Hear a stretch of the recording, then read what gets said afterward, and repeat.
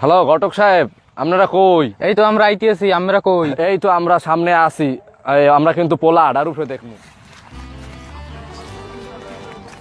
এবার মানিজ্জত খুব সোজা সোজা।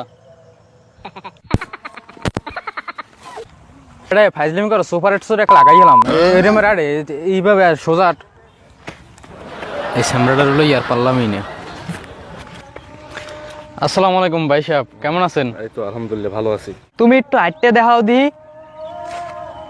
বিয়েটা মনে হয় ক্যান্সেল হওয়ার ছাড়বে, কয়টা টাকা টাকা পাই তখন পাবো না।